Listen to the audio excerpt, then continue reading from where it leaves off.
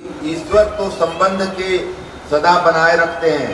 ईश्वर कुटांग व्यवहार करते हो। शिशुपाल गाली दे रहा था कंस भय से, रावण कामी था, मतलब इतना लोग तंग किया, फिर भी वो ईश्वर संबंध बनाए रखते हैं। ईश्वर संबंध बनाए रखते हैं। वो नहीं कहते हैं कि मैं तुम जाओ हम भी जाए। वो तो अंदर है ना, कहें कि मैं अपनी संपत्ति बुला लेता हूँ, तुम ज्यादा गाली दे रहे हो ना, तो तुम्हारे अंदर जो मेरा है मैं बुला लेता हूँ, खत्म हो गए है, कोई झगड़ा नहीं है। तू ज्यादा कामी हो गया है ना, तो ठीक है, तुम्हारा व्यवहार गलत है, बस अपना चीज पहन के आ जाता है। तू कोई सुन नहीं, बढ़िया से कहें सुदर्शन मतलब सुंदर जो दर्शन करता हो, अंदर आत्मा सुंदर है तो सुंदर दर्शन करके आ जाना, बस अच्छा निकल जाएगा, उसके बाद पता ना बस हो गया खेल। कहते हैं कि सुदर्शन चक्र से मैं मारता हूँ, यानी कि सुंदर दृष्टि से अपनी संपत्ति लेके चला जाता।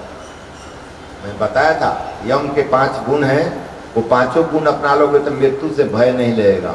सत्य, अहिंसा, अस्त्य, परिग्रह, ब्रह्मचर्य, अगर पारण 5 को कर लिए तो मृत्यु से तुमको भय नहीं लगेगा। शिव जी ने 1 करोड़ श्लोक में राम कथा वर्णन की है। शिव जी ही हैं जो राम कथा वर्णन करते हैं। निंदा किसी का कर रहे हो, अब व्याधि रोग हो रहा है, आदि विष ही है। ऐसा संसारिक विष जब भी जलाने के लिए आप पहुंचे तो राम नाम का जाप करना चाहिए। राम, जब व्याधि तुमको लग जाए, यानी कि निंदा शिकायत बतियाने लगो, समझो कि अरे किसकी निंदा, सब में तो वही है, सब में जब वही है तो निंदा किसकी और बड़ाई किसकी। इसलिए सतर्क रहोगे। यह स्मरण अगर रहेगा, याद रहेगा तो गलतियां नहीं होंगी। विष्णु सहस्त्र नामावली में भगवान को अपनी मानव कहा गया है, अमानी मानव कहा गया है। विष्णु सहस्त्र नामावली जो है उसमें भगवान को अमानी कहा गया है। अमानी मतलब मान जिसको नहीं चाहिए, कोई मान नहीं चाहिए, कुटांग व्यवहार करो चाहे अच्छा व्यवहार करो, कोई मतलब नहीं है, अमानी कहा गया है। भगवान मान के दत्ता हैं ना, वो मान देते हैं, अपने मान से अलग रहते हैं।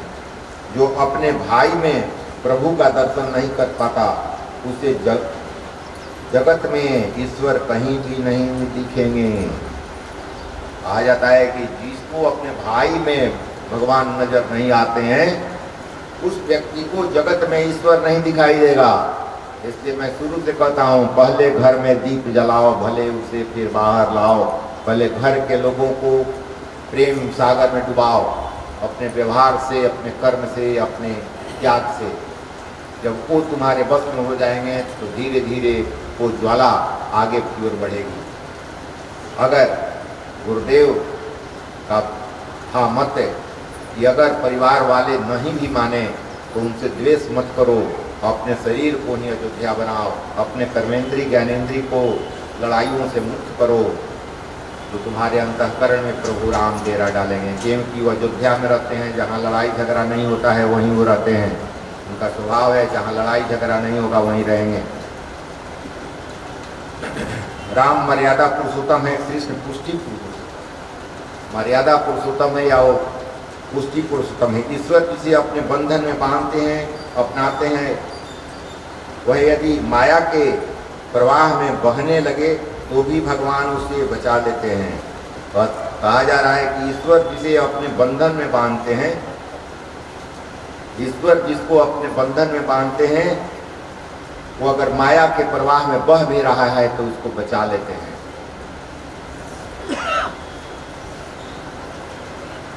कैसी तुम्हारी रीत है प्रभु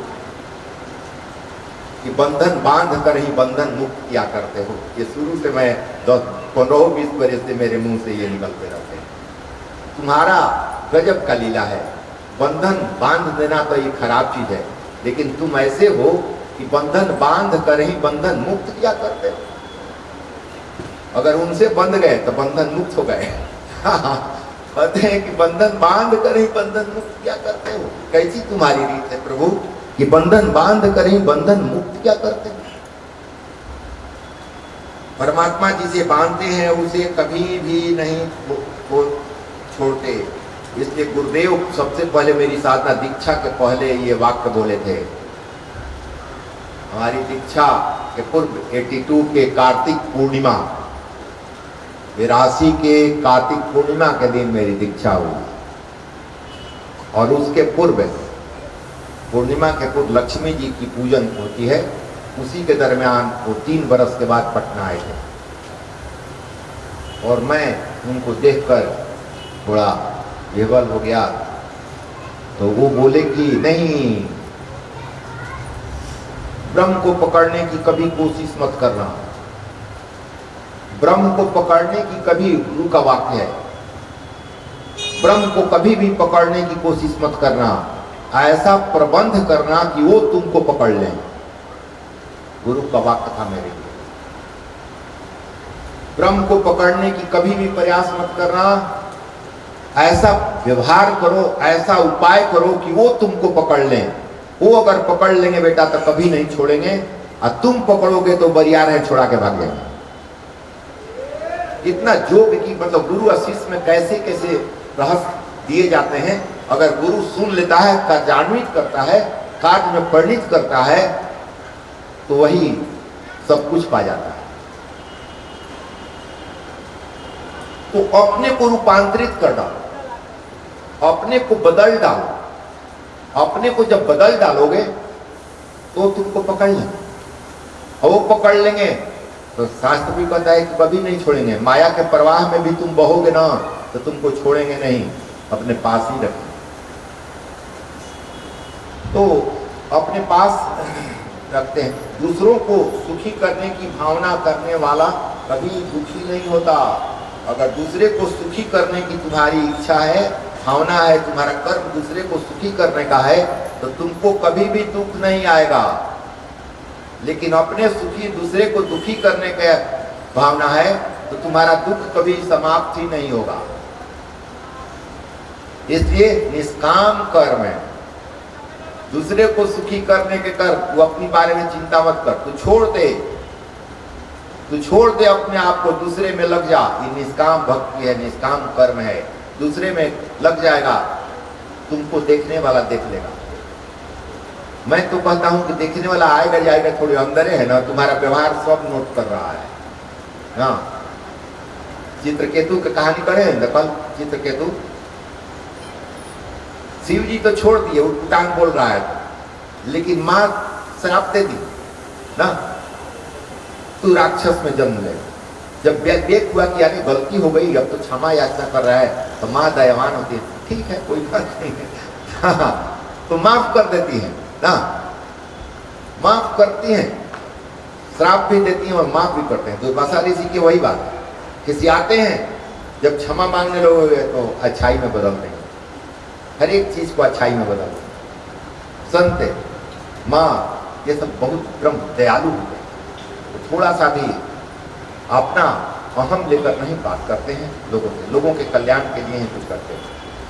इसी सदगुरु के अनुग्रह के बिना मन सदा के लिए पवित्र नहीं होगा। क्या कहा गया? इसी सदगुरु के अनुग्रह के बिना मन सदा के लिए पवित्र नहीं होगा। अभी पवित्र होगा, फिर कुछ हो जाएगा, फिर कुछ हो जाएगा। इसको मैंने कई दिनों से मैं कह रहा हूं कि गुरु जो होते हैं ना, एक बहुत बड़े मॉल होते हैं, बहुत बड़े मॉल में सारी वस्तुएं मिलती हैं, सारी वस्तुएं मिलती हैं। आपको क्या चाहिए, जो चाहिए उस मॉल से लेकर निकल जाइए। अगर आप देखेंगे कि हमको तो तेल चाहिए, यहाँ शराब भी बोतल रखा हुआ है, तो आप कहेंगे कि शराब का बोतल और तेल का बोतल एक ही जगह रखा था, इसलिए सट गया है, मैं नहीं दूंगा। हाँ, चीनी और नमक एक जगह है, पता नहीं चल रहा है। अंडा, मीट, मसाला के पास मीट मसाला रखा हुआ है। आपको दुख होगा कि गुरुदेव के पास मैं आया था कुछ सोचकर कि अच्छा चीज चाहिए, ये तो खराबो चीज बेचते हैं यहाँ, जितना अच्छा है उससे ज्यादा खराब है, तो आप भाग जाइएगा। इसलिए कि मॉल से हटाओ, ये मॉल में खराबो चीज बिकता है। अरे खराब बिकता है, तुमको अच्छा चाहिए ना, तो तुम्हारा वाला है ना, तो तुम्हारा वाला है तो तुम लेके हट वहां से, वो बहुत बड़ा मॉल है। उसी तरह ये ब्रह्मांड जो है ब्रह्म का बड़ा मॉल है, इसमें मांसाहारी, शाकाहारी, हर एक तरह के निर्जली, उपवास करने वाले सब हैं। तुमको क्या चाहिए?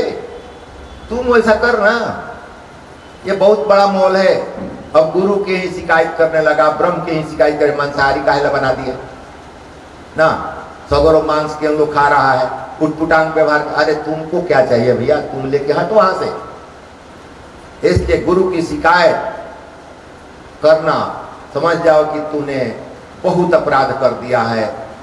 तुम शिकायत कर कर, शंका करके, जैसे पार्वती जी शिव जी के गोद में बैठी हैं, लेकिन वो लीला था कामदेव के लिए। उसी प्रसंग में वो चित्रकेतु देख लिए हैं और उनको दृष्टि खराब हुई तो श्राप मिल गया ना।